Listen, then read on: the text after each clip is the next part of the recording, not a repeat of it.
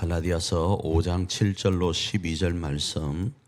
너희가 다름질을 잘 하더니 누가 너희를 막아 진리를 순종하지 못하게 하더냐. 그 권면은 너희를 부르신 이에게서 난 것이 아니니라. 적은 누룩이 온 덩이에 퍼지느니라. 나는 너희가 아무 다른 마음을 품지 아니할 줄을 주 안에서 확신하노라. 그러나 너희를 요동하게 하는 자는 누구든지 심판을 받으리라. 형제들아, 내가 지금까지 할례를 전한다면 어찌하여 지금까지 박해를 받으리요. 그리하였으면 십자가의 걸림돌이 제거되었으리니 너희를 어지럽게 하는 자들은 스스로 베어버리기를 원하노라. 어제 우리가 살펴보았던 갈라디아서 5장 6절에서는 복음이 뭔가? 복음은 사랑으로 역사하는 믿음이다, 이렇게 말씀을 했어요. 이 복음이 사랑으로 역사하는 믿음이라고 했을 때 이 믿음은 사랑을 통해서 역사되어진다. 다시 말하면 효력이 발생한다, 이렇게 이해할 수 있습니다. 그래서 이 믿음은 행위적 위치가 절대 아니어야 됩니다. 간혹 이렇게도 이해합니다.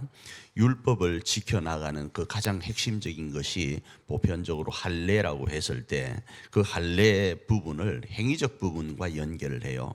그리고 이 믿음조차도 행위적 부분으로 생각해서 내가 믿음을 어떻게 해가지고 하나님께 나아가려고 하는 것이 있는데, 참된 믿음은 사랑을 통해서 효력이 발생하고 은혜에 따른 반사 요소로서 등장하는 것이 믿음입니다. 조금 다르게 표현을 하면 이런 거예요. 하나님이 우리 가운데 성령을 통해 믿음을 주시면 내 안에서 사랑이 일어날 수밖에 없는 거예요. 내가 억지로 사랑하려고 하다 보면 그 사랑은 한계가 있지만 이상하게 옛날의 나와는 다르게 이상하게 사랑이 되어지는 거 있죠. 하나님의 사랑 안에서 뭔가 이상하게 교회를 향하든 가족을 향하든 나에게 주어진 환경을 향해서 그 사랑이 자꾸 실천되어져 가는 현상들이 일어나게 된다 이겁니다. 그래서 이걸 내가 인위적으로 결단한다고 되어지는 행위적 위치가 아니라 은혜에 따른 반사 요소로서 이 믿음이 등장하게 된다라는 겁니다. 자, 그런데 이 믿음이 이렇게 등장하다가 이걸 이제 우리가 성령의 감동하심 가운데 있다라고 표현을 했을 때, 성령의 깊은 감동하심 가운데 있다가 어느 순간 우리가 발을 딛고 이 땅에 살아가다 보니까 세상 소리가 들리기 시작하는 거예요. 세상 소리가 말이죠. 세상 소리가 들리는데 여기에는 두 가지가 있습니다. 하나는 내 마음 속에서 내 육체의 요소가 세상을 추구하려고 하는 것들이 있다 보니까 세상 소리가 내 귀에 들려지는 거예요. 그래서 이렇게 이해할 수 있습니다.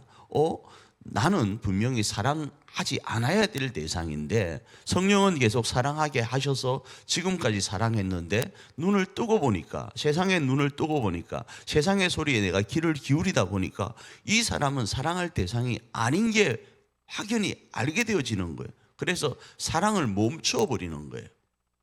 두 번째로는 누군가의 유혹입니다. 누군가가 너 그렇게 사는 거 너 인생에 도움되지 않아, 세상의 계산기를 두드려 보면 너가 지금 하는 행동은 절대적으로 손해나는 일이야 라는 이야기를 할 경우가 있습니다.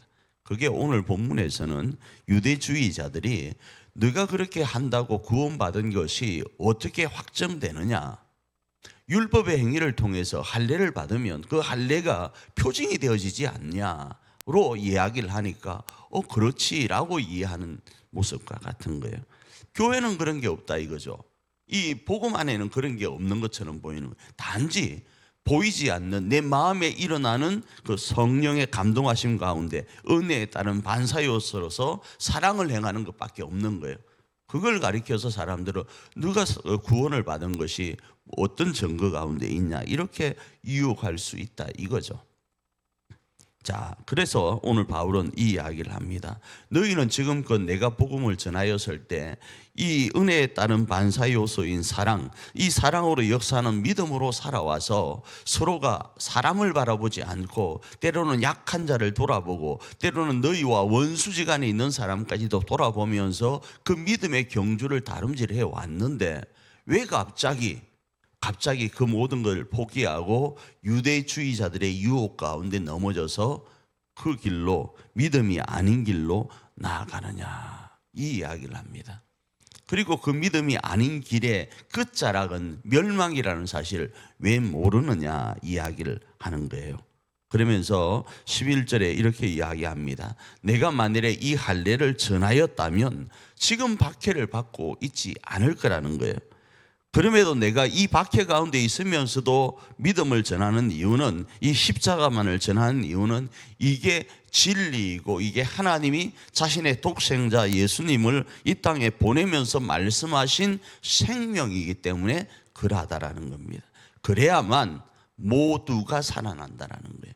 그래야만 약한 자, 너희와 원수됐던 자들이 함께 어디 갈 수 있다고요? 천국 갈 수 있다 이겁니다. 그래서 이 사실을 전한다, 이렇게 오늘 본문은 말씀을 합니다. 이 말씀을 오늘 우리의 삶에 어떻게 적용할 수 있을까요? 이 말씀을 오늘 우리의 삶에 적용하면 우리가 사랑으로 역사하는 믿음으로 살아가면 말입니다, 오늘도 내 생각으로는 이러할 수밖에 없는데, 내 세상의 감정으로는 이렇게 할 수밖에 없는데, 오늘 다시 한번 그것을 내려놓고 십자가 복음, 생명의 복음, 사랑으로 역사하는 믿음으로 바라보면서 그들을, 내 환경을, 내 삶을 믿음으로 용납해 가는 거예요. 내가 힘들고 어려울 때 이 믿음, 사랑으로 역사하는 믿음으로 이 환경을 바라보는 겁니다. 그러면 하나님께서 오늘 우리 가운데 역사하실 것이 보여질 겁니다. 소망이 보여질 겁니다. 오늘 그 사람을 사랑해야 될 이유가 보여질 겁니다. 이 사실을 오늘도 우리 삶에 적용하면서 하나님 보실 때, 나중에 오늘 저녁에 주무시기 전에 기도할 때, 또 잠시 묵상을 할 때, 오늘도 하나님 말씀대로 살았구나, 이렇게 정리하면서 오늘 하루를 마무리할 수 있는 그런 복된 출발 시간이 이 한 시간이 되기를 축복합니다.